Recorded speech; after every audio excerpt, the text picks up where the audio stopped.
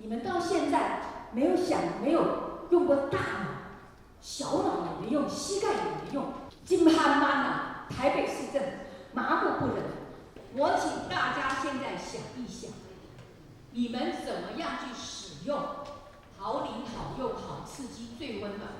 请大家上来，把你们使用的方法在这5种当中，你要用哪一种方法，把它签上你的大名。这里有准备品。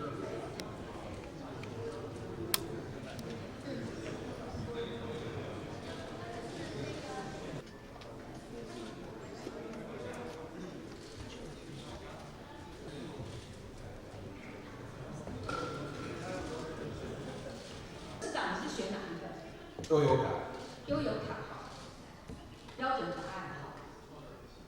市长，请问用悠游卡有什么好处？领这个3000块的振兴券有什么加值服务、加值的扣康？那个我们就习惯了，还可以买128年。就这样。还有一个，我们台北市悠游卡几乎都可以刷啊。我们那个，而且我们这几年铺货铺的，你去宁夏夜市什么都可以。那你觉得这样就有竞争力吗？啊，没有。市长，你知道吗？昨天财政部宣布，台湾配，你刷台湾配可以回馈1000块。你们悠游卡、悠游配到现在，你们这些官员刚刚回答我，通通没有想过这个问题，没有想怎么领，没有想怎么用，你怎么去竞争？你们是不是一群麻木不仁的官员？市长。可是他的钱从哪里来？钱从哪里？我告诉你，他编列了8800万的预算，为了抢这个回馈，他们可能在第一时间就去使用台湾配。你们到现在没有用过大脑，小脑也没用，膝盖也没用，所以市长，你们的市政府简直是太慢了。在这个当中，每一家都加码。台新银行在第一时间就宣布，它要回馈10%。那国泰金也说它要回馈7%。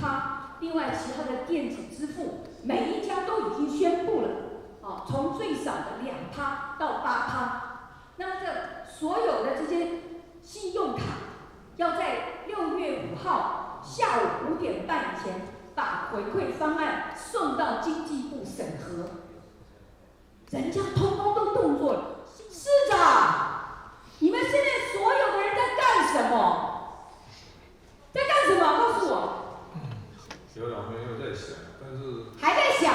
我告诉你，每个人3000块的台北市民，总共会有多少钱？市长，78亿9324万，这些钱是台北市民的。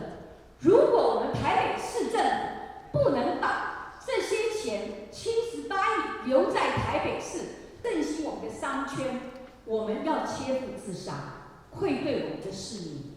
另外，大家都在讲，我们台北市除了希望台北市民的3000块可以留在台北市，振兴台北市的商业经济之外，你们要有更大的企图心啊！所以你应该去用你的脑袋想一想，你们大家。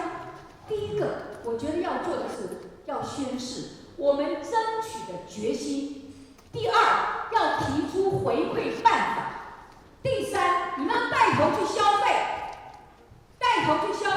可是你们到现在什么都没做，金憨憨啊！台北市政府麻木不仁。比方说高雄市，韩国瑜拿出5000万来，其中2500万做抽奖，日抽、周抽、月抽，抽黄金、抽汽车。另外2500万做他们的回馈券，做他们的消费券。然后台中也有，其他都有。